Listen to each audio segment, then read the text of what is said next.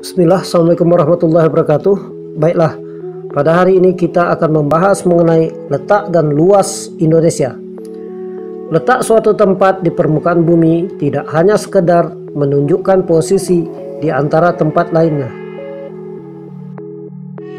Letak suatu tempat menunjukkan pula karakteristik tempat tersebut. Sebagai contoh, suatu tempat berada di daerah pantai. Karakteristik tempat tersebut dapat diidentifikasi bersuhu tinggi, berupa dataran rendah, sebagian masyarakatnya bekerja sebagai nelayan, dan seterusnya. Letak juga menunjukkan posisi suatu tempat terhadap tempat lainnya. Dalam hal ini, ada tempat yang strategis, terisolasi, dan lain-lain. Sebagai contoh, suatu tempat berada di pusat kota. Karena letaknya, tempat tersebut dapat dicapai dari berbagai lokasi dengan mudah, sehingga menjadi pusat kegiatan penduduk.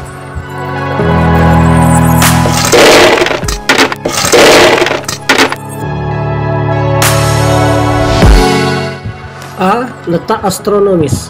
Letak astronomis adalah letak suatu tempat dilihat dari posisi garis lintang dan garis bujur. Garis lintang adalah garis khayal yang melingkari bumi secara horizontal atau mendatar. Garis lintang berfungsi untuk menentukan iklim.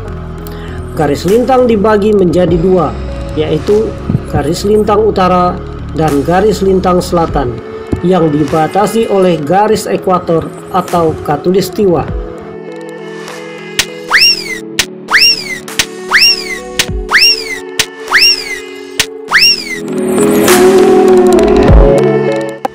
Sedangkan garis bujur atau garis meridian adalah garis khayal yang melingkari bumi secara vertikal atau tegak.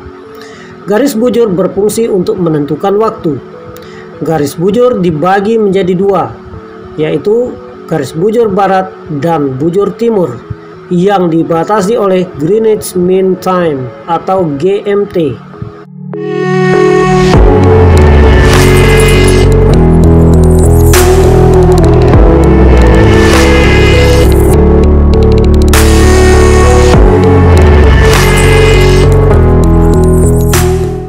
Indonesia terletak antara 95 derajat bujur timur sampai 141 derajat bujur timur dan 6 derajat lintang utara sampai 11 derajat lintang selatan. Karena letaknya tersebut, Indonesia termasuk ke dalam wilayah tropis.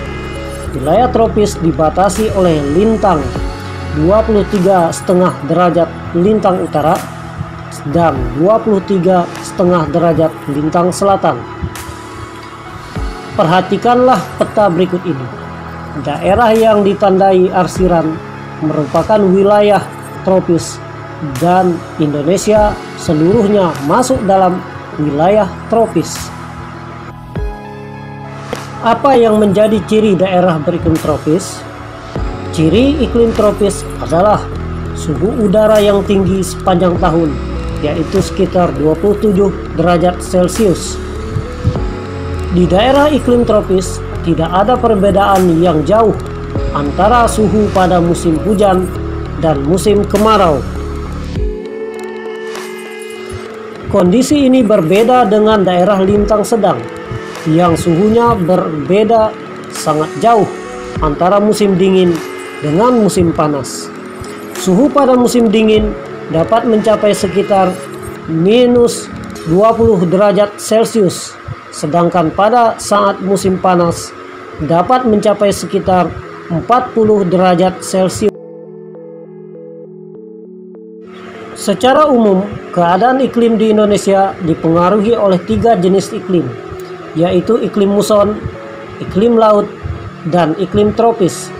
Gambaran tentang ketiga jenis iklim tersebut adalah: 1. Iklim musim dipengaruhi oleh angin musim yang berubah-ubah setiap periode waktu tertentu. Biasanya satu periode perubahan adalah 6 bulan. 2. Iklim tropis terjadi karena Indonesia berada di daerah tropis. Suhunya yang tinggi mengakibatkan penguapan yang tinggi dan berpotensi untuk terjadinya hujan. 3. Iklim laut terjadi karena Indonesia memiliki wilayah laut yang luas, sehingga banyak menimbulkan penguapan dan akhirnya mengakibatkan terjadinya hujan. Berbagai jenis iklim tersebut berdampak pada tingginya curah hujan di Indonesia. Curah hujan di Indonesia bervariasi antar wilayah, tetapi umumnya sekitar 2.500 mm per tahun. Walaupun angka curah hujan bervariasi antar wilayah di Indonesia, tetapi pada umumnya tergolong besar. Kondisi curah hujan yang besar dihitung dengan penyinaran matahari yang cukup membuat Indonesia sangat cocok untuk kegiatan pertanian, sehingga mampu memenuhi kebutuhan penduduk akan pangan. Hal yang menarik bagi Indonesia adalah terjadinya angin muson. Angin muson adalah angin yang terjadi karena adanya perbedaan tekanan udara antara samudra dan benua. Pada saat lautan atau samudra menerima penyinaran matahari, maka diperlukan waktu yang lebih lama untuk memanaskan lautan. Sementara itu, daratan lebih cepat menerima panas. Akibatnya, lautan bertekanan lebih tinggi dibandingkan dengan daratan. Bergeraklah udara dari lautan ke daratan. B. Letak geografis. Selain dilihat dari posisi koordinatnya atau letak astronomis, letak suatu tempat juga dapat dilihat secara geografis.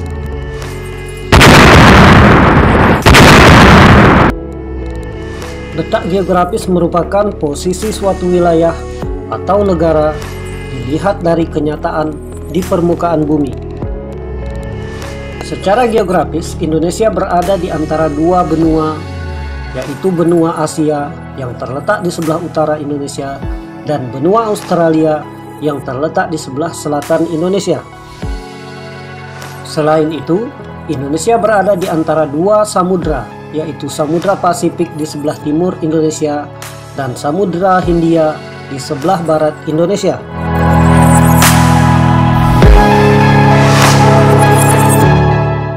Wilayah Indonesia juga berbatasan dengan sejumlah wilayah, baik wilayah negara atau samudra. Indonesia berbatasan dengan 10 negara tetangga, baik berupa batas darat maupun batas laut.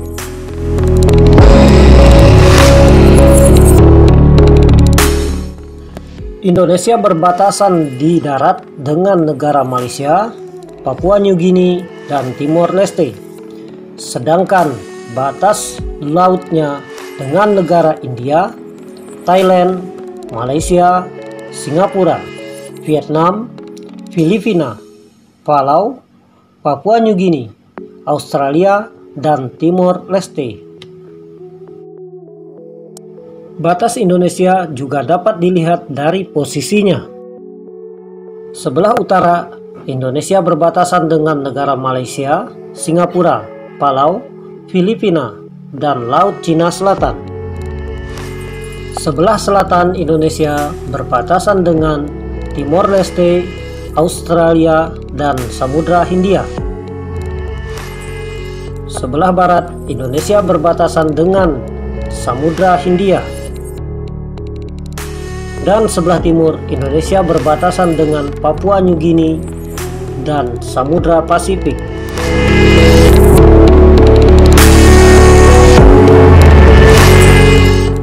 Letak geografis Indonesia sangat strategis karena menjadi jalur lalu lintas perdagangan dunia antara negara-negara dari Asia Timur dengan negara-negara di Eropa, Afrika, Timur Tengah, dan India.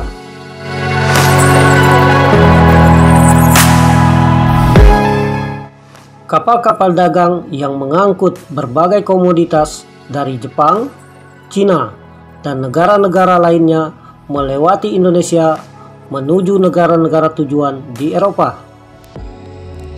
Indonesia juga dilewati jalur perdagangan dari Asia ke arah Australia dan Selandia Baru.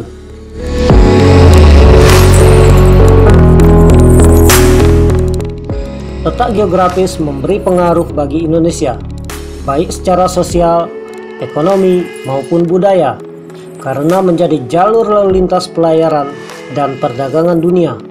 Bangsa Indonesia telah lama menjalin interaksi sosial dengan bangsa lain. Interaksi sosial melalui perdagangan tersebut selanjutnya menjadi jalan bagi masuknya berbagai agama ke Indonesia, seperti Islam, Hindu, Buddha, Kristen, dan lain-lain. Indonesia yang kaya akan sumber daya alam menjual berbagai komoditas atau hasil bumi seperti kayu cendana, lada, pala, cengkeh, dan hasil perkebunan lainnya ke negara-negara Eropa, Cina, dan negara lainnya.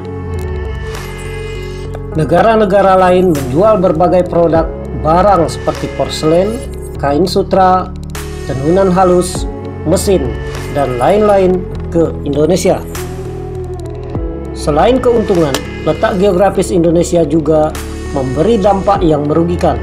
Budaya dari negara lain yang tidak selalu sesuai dengan budaya Indonesia kemudian masuk dan mempengaruhi kehidupan budaya bangsa Indonesia. Misalnya, pergaulan bebas, kesantunan, dan lain-lain. Selain itu, Indonesia juga rentan terhadap masuknya barang-barang terlarang yang diselundupkan seperti senjata api dan narkoba.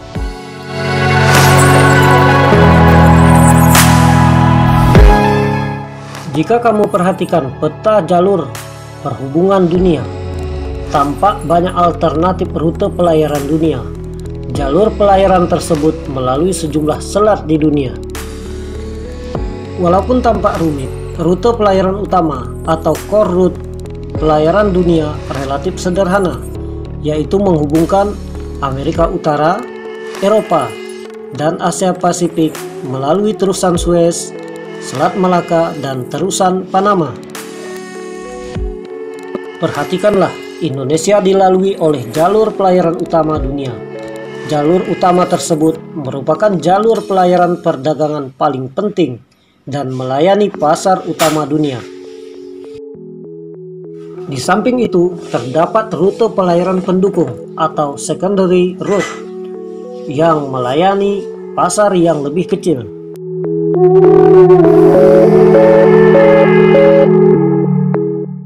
Jika kamu perhatikan peta jalur perhubungan dunia, tampak negara-negara Asia Timur seperti Jepang dan Korea Selatan menggunakan jalur Selat Malaka untuk mengirimkan barang-barang ekspor ke berbagai wilayah di dunia seperti Afrika, Timur Tengah, dan Eropa. Demikian halnya dengan negara-negara Eropa yang menggunakan Selat Malaka untuk menyalurkan ekspornya ke berbagai negara di Asia. Keuntungan posisi Indonesia juga dapat dilihat secara geologis. Indonesia berada pada jalur pertemuan tiga lempeng, yaitu lempeng Eurasia, lempeng Pasifik, dan lempeng Hindia. Posisi tersebut membuat Indonesia memiliki banyak gunung api. Keuntungan dari letak geologi seperti ini adalah beragamnya potensi sumber energi dan mineral. Selain letaknya yang strategis, Indonesia juga memiliki luas wilayah yang tergolong besar. Badan Informasi Geospasial atau BIG menyebutkan wilayah Indonesia terdiri atas daratan seluas 1.922.570 km persegi dan perairan seluas 3.257.483 km persegi. Jika dibandingkan dengan wilayah lainnya, maka luas wilayah Indonesia, daratan dan lautan, kurang lebih sama dengan Eropa atau hampir sama dengan Amerika Serikat atau Australia. Daratannya terdiri atas 13.466 pulau yang menjadikannya sebagai salah satu negara kepulauan terbesar di dunia. Banyaknya pulau membuat garis pantainya juga sangat besar, yaitu mencapai 99.030 km. Demikianlah pembelajaran kita pada hari ini. Selamat belajar, tetap semangat, dan sampai jumpa pada video pembelajaran berikutnya. Assalamualaikum warahmatullahi wabarakatuh.